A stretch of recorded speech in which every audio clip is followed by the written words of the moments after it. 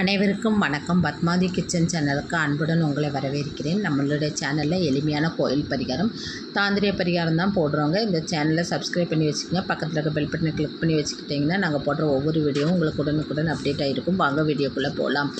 இன்று ஏகாதேசிங்க. ஏகாதேசியில் விரதம் இருந்து பெருமாளை வழிபாடு செய்யும்போது நமக்கு நினைத்த காரியமெல்லாம் நிறைவேறும், அளவற்ற செல்வ செழிப்பு உண்டாகும், கடன் பிரச்சனைங்கிறது நம்ம வாழ்க்கையில் இருக்காது, நிம்மதியான ஒரு வாழ்க்கை நமக்கு அமையுங்க.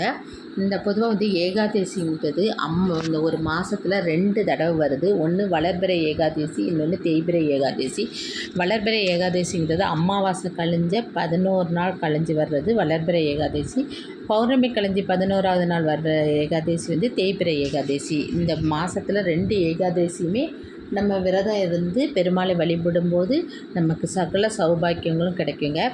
ஏகாதசி விரதம் நம்ம எப்படி இருக்கணும் அப்படின்னு பார்த்தீங்கன்னா, அதாவது காலையில் எந்திரிச்சு நம்ம குளிச்சுட்டு பூஜை ரூமில் இருக்க பெருமாள் படத்தை நல்லா தொடச்சி சந்தன குங்குமம்லாம் வச்சு அவருக்கு துளசி மாலை அணிவிச்சு ஒரு நெய் தீப அகல் விளக்கில் நெய் ஊற்றி பஞ்சு திரிட்டு விளக்கேற்றி அவரை வழிபாடு செய்யணுங்க.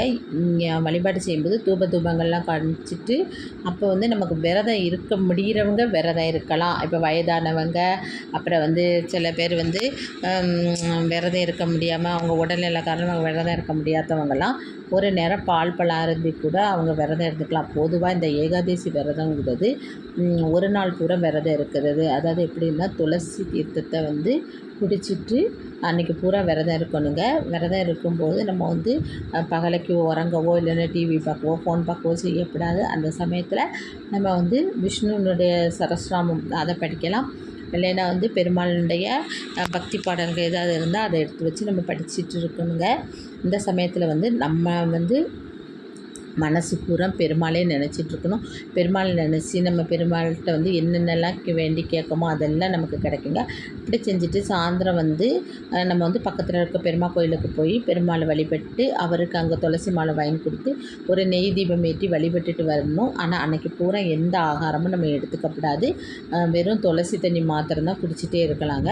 அதுக்கப்புறம் வந்து அடுத்த நாள் காலையில், திங்கட்கிழமை காலையில் ஒரு 8-8:30 மணிக்குள்ளெல்லாம் நம்ம வந்து பெருமாளை வந்து விளக்கேற்றி வழிபாடு செஞ்சுட்டு அவருக்கு வந்து உணவு படைச்சி அதுக்கப்புறம் நம்ம விரதத்தை முடிச்சுக்கலாங்க. இப்போ வந்து தேசி வரதுக்கு முன்னக்கூட்டி விரதத்தை முடிச்சுக்குங்க. அதாவது தூவாதேசி ஒரு சில நிமிடங்கள் தான் சில நாளில் இருக்கும். அந்த சமயத்தில் நம்ம வந்து துளசி தீர்த்தம் குடிச்சு கூட நம்ம விரதத்தை முடிச்சுக்கலாம். அதுக்கப்புறம் நம்ம சாப்பாடு சாப்பிட்டுக்கலாம்.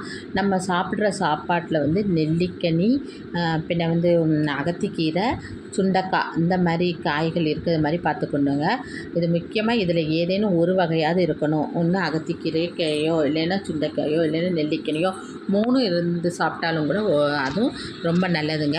இப்படி ஒவ்வொரு மாதமும் நம்ம இந்த மாதிரி ஏகாதசி விரதம் இருந்து பெருமாளை வழிபடும்போது பெருமாள் நம்ம கேட்ட எல்லா ஐஸ்வர்யங்களும் கொடுப்பாருங்க. அது மாத்திரம் இல்லை, நம்ம வந்து இப்போ வாழ்கிற காலத்தில் வந்து என்னென்ன செல்வ செழிப்போடு நம்ம வாழ்ந்தாலும் நம்ம அதுக்கப்புறம் வந்து வைகுண்ட பதவிங்கிறத நம்மளால் அடைய முடியும். இந்த ஏகாதசி விரதத்துக்கு அவ்வளோ சிறப்புங்க. அதாவது ஒரு சமயத்தில் கைலாயத்தில் பார்வதி தேவியை சிவபெருமான்கிட்ட கேட்டாங்க, இந்த ஏகாதசி விரதத்தில் அப்படி என்ன சிறப்பு இருக்குதுன்னு கேட்டப்போ அதுக்கு சிவபெருமானே சொல்லியிருந்தார்.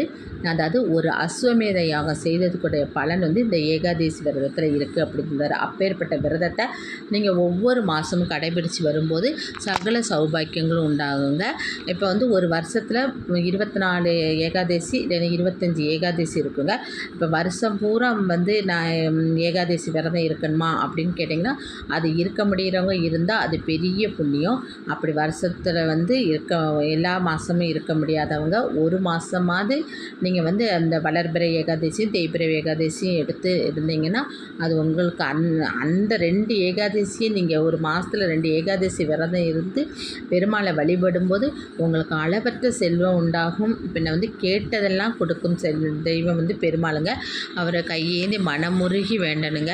உங்களுக்கு என்னெல்லாம் தேவையோ மனமுருகி வேண்டுங்க. கண்டிஷனாக அவர் உங்களுடைய தேவைகள் எல்லாம் நிறைவேற்றி நிறைவேற்றி வைப்பாருங்க. அதாவது சின்ன குழந்தைகள, அதாவது ஒரு 10 வயசு குழந்தைகள்லேருந்து பெரியவங்க வரையே இந்த ஏகாதசி விரதத்தை கடைப்பிடித்து பெருமாளை வழிபடலாங்க. நம்ம வீட்டில் இருக்க பசங்களுக்கு இப்போவுமே ஏகாதசி விரதத்தினுடைய முக்கியத்துவத்தை சொல்லி நீங்கள் பெருமாளை வழிபாடு செய்யும்போது அவங்களும் இந்த விரதத்தை கடைப்பிடிக்கும்போது அவங்களுக்கும் வாழ்க்கையில் சகல ஐஸ்வர்யங்களும் கிடைக்குங்க.